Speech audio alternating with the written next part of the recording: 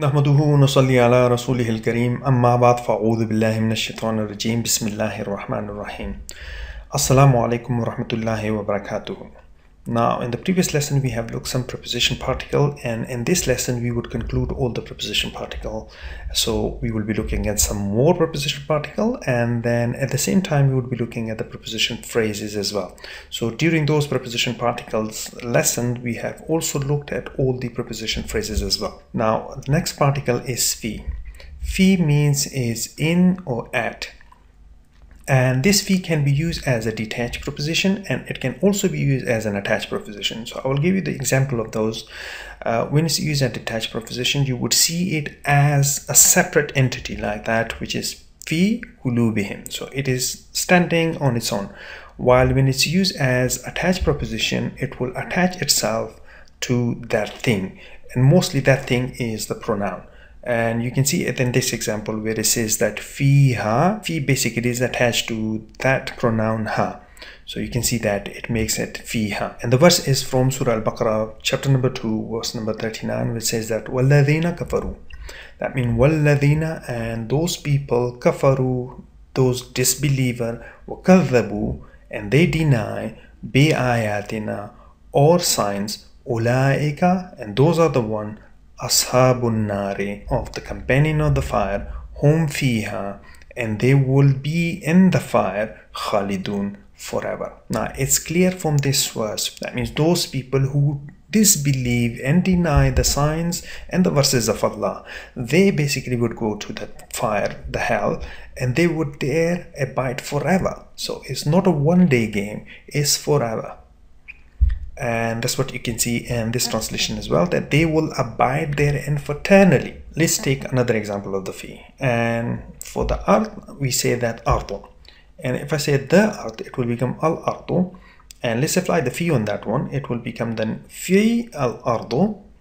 And the hamzatul wasl has to act. And that fi has to push this thing away to the jar case. It will be then a fi al ardi. And do you hear me that I am saying it a little bit with a problem, and that creates a fluency problem, which is a feel ardi. And if a noun which is a definite noun is followed by a fi, then this sukoon has to be dropped away, and in that case we can say that then fil ardi. You see that this thing has gone, but that thing is only and only for the definite noun. But if the noun is indefinite, then you don't have to drop that sukoon of the ya. So only and only for the definite noun you have to drop it, but for indefinite noun you don't have to drop it. Like for example, fi kitabin, still say sukoon over there, and then fi jahannama, the sukoon is still there. Now let's take two more particles. I've grouped them together because they behave the same. Min and an, and both of the meanings are from. Now if you see that this from can be used in English also in two contexts. So the same it will happen in Arabic, but in Arabic there are two different particles for it, while in English we have only one and one particle. If min is used, it will be used in the context of the destination or a distance. So min would always be used from the distance from the London. That means it is used as a starting point. So while an an would be used in context of the human. So if you hear something from somebody, then you would say I heard it from. So that from would be then used for an in Arabic. So in that case, I heard this from Prophet Muhammad. So in English you can see that the from and from, you have to then see it from the sentence or the phrase that you're using it. But in Arabic you can straight away say that what exactly it means. Min is used for the point where you started from, and the an is used for the people where you hear the things from. So these are the two particles, and they behave the same. So now let's take an example of min, and that makkatu. And if I wanted to say that from Makkah, then I would say min makkatu, and then min has to push that makkatu into the jar case, which is min makkata, because makkatu, makkata, makkata. And let's say it Medina.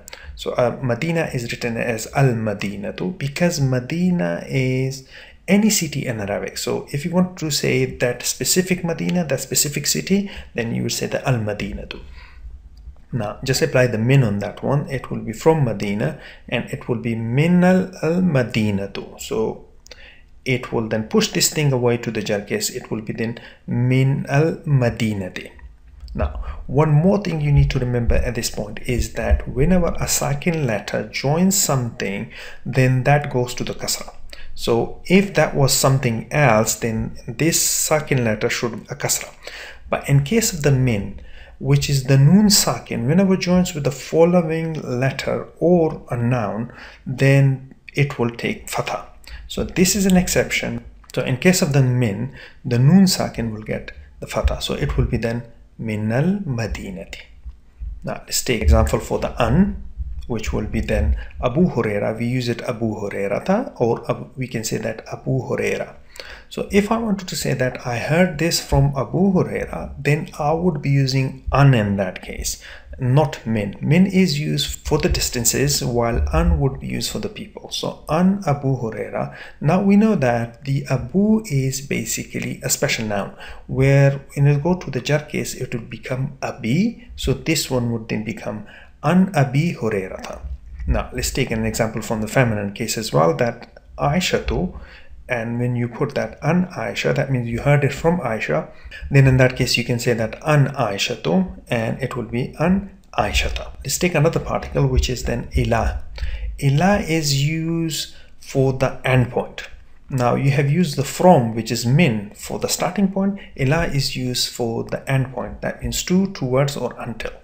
Now in that case, you can see it like from Makkah to Medina, and that too is basically the ila, which will be used here. Min Makkata ilal Madinati, or min Makkata ilal Madina. Just use it in another context. We can say that from the house, and from the house we know that it is minal bayti, to the mosque is ilal masjidi.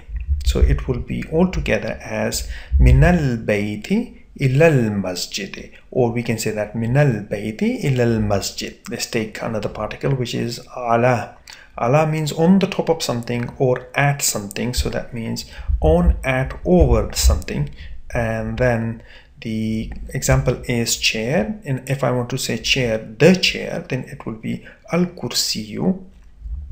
And if you wanted to put on the kursi or on the chair, then you say ala al kursi, and this one would push this thing away to the jar case. It will be then the alal kursi. So it will be then alal kursi. Now you have seen another thing, which is that this standing fatha has changed to the normal fatha, or we can say the flat fatha, whenever it joins with something following it. So you can change this standing fatha to the normal fatha whenever it joins with something. Now let's take more example from that. Ala arshun, which is the throne, and if I say the throne, it will be then al arshu, and if you put the ala over there, it will be alal arsh. And this is what you see in Surah Al-Araf, chapter number 7, verse number 54, where it say that inna rabbakumullahu, that indeed your Lord is Allah. Inna rabbakumullahu, alladhi, the one, khalaqa, created, as-samawati. So we can join it together, which was inna rabbakumullahu alladhi khalaqa as-samawati wal arda, the one who created the heavens and the earth, fi sittati ayyamin, within or in 6 days, thumma stawa ala al-arsh, and then he established on the throne. Now ala al-arshi is on the throne, thumma is then. If you now look at this word, it is ist, and you might have seen it on different buildings, which say that EST 1967 or EST 1970 or 1890. This is exactly the same word, which is EST, ist, establish. The EST is taken from establish, and this is exactly the same thing. So it is thumma stawa ala al-arsh. So he established on the throne. Now let's take another particle, and which is the last particle, and hatta. Hatta means is till, until, to, up to. That is then till stretching to. So in that case, we can apply that one on this example, which is that dawn. For dawn we use fajrun. If I want to say the dawn, it will be then al-fajr. Now let's make it murakkab idafi. That means the rising of the dawn, then it will be matla'u al-fajr. So I want to apply the hatta on that one. So then this hatta would push this thing away into the jar. It will be then hatta matla'i al-fajr. So this thing is the hamzatul wasl that will act. So then in that case it will be hatta matla'i al-fajr. And that's what appears in the Surah Al-Qadr, chapter number 97 and verse number 5. So these were all the preposition particles that you have seen so far, along with the prepositional phrases that I've taken the example from Quran and the general example as well. Now let's apply our knowledge that how much we can recognize these phrases. Now I've taken an example which is that bi ismi rabbika. Now let's open it up and it will be then bi ismi rabbika. Now both of them are in the jar, which is then bi ismi and rabbika. Let's open this up further down and it will be then rabbi and ka. Now if you remember, this is the murakkab idafi, which should be look like this, rabbun and ka. So which is your Lord or the Lord of yours. Now if you wanted to say a name of your Lord, then we use ismun and then it will be rabbuka. Since it is murakkab idafi, so it will be then ismu rabbika. Now if apply this b in front of it, then this will push away this ismun into the jar case, and that's how you would say it with the name of your Lord, and it will become then bi ismi rabbika. And you can see this one bi ismi rabbika in Surah Alaq chapter number 96 verse number 1, where it says that iqra, read, bi ismi rabbika, with the name of your Lord, alladhi khalaqa, the one who created. Let's take another example which says that wal Qur'anil hakimi, and let's open it up. It will be wal Qur'ani and al hakimu. If that was an jar and this one is gone into the rafa, it will be al hakimu. And if you open it further down and then the effect of waw will go, it will return back to it rafa. So it will be al Qur'anu al hakimu. Now you can join them together. It is murakkab tawsifi, which is al Qur'anu al hakimu. And when the waw is applied on the Qur'anu, it will go to the jar, which will be wal Qur'ani al hakimu. Because this is the sifat has to follow the mawsuf, so it will go also into the jar. So that's why you see that wal Qur'ani al hakimi, and that's what you can see in Surah Yasin chapter number 36 verse 1 to 2. We say that Yasin wal Qur'ani al hakim. Now so far you have seen the two examples where the preposition particle was acting. Let's test your knowledge further by doing some analysis here on the Surah Al-Qalam chapter number 68 verse number 1 to 2, where it says that noon wal qalami wa ma yasturun ma anta bi ni'mati rabbika bi majnun. So wal qalami, let's look at that one, wa al qalami. Open it up, it will be wa al qalamu, and al-qalamu is the pen and waw is by. So when the waw applies on that one, it will take it to the jar and it will be then wal-qalami. Now the next thing is bi ni'mati rabbika. Bi ni'mati rabbika, if you open it up, it will be bi ni'mati and rabbika. Now open it further down and the rabbika is then rabbi and ka, which is the murakkab idafi. And rabbika is your Lord, and ba is with, and ni'matu is favor. So with the favor of your Lord, so it will be then bi ni'mati rabbika. And the last thing is bi majnun. When you open it up, it becomes then bi majnunun. Majnun is then madman, and ba is with. We normally in English we don't say with mad, we say that madman, or we can say that mad.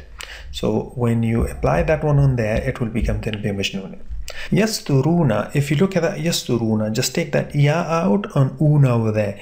Whenever you see una somewhere, that means it's a plural. So it's talked about many people or many things or many species. So it is yasturuna. So that means una is talked about a plural. Yasturuna. If you take the ya out and una out, you are left with satar. Satara. So that is satar. Satar. Satar is, if you look for the English word script, it is exactly the same thing as satar. Satar is lining or scripting, and whenever you script, you basically write. Now here we have talked about the preposition particle, and we have talked about the preposition phrases as well.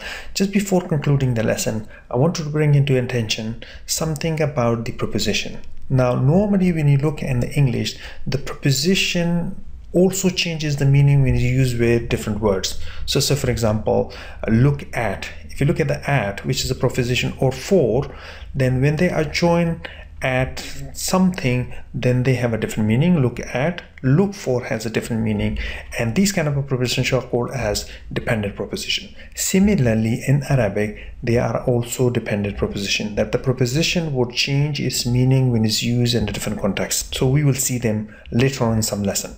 Now we have covered the preposition with a noun. Now in the next lesson we will be covering the preposition with a pronoun. So I will see you there. Sadaqallahu al-Azim.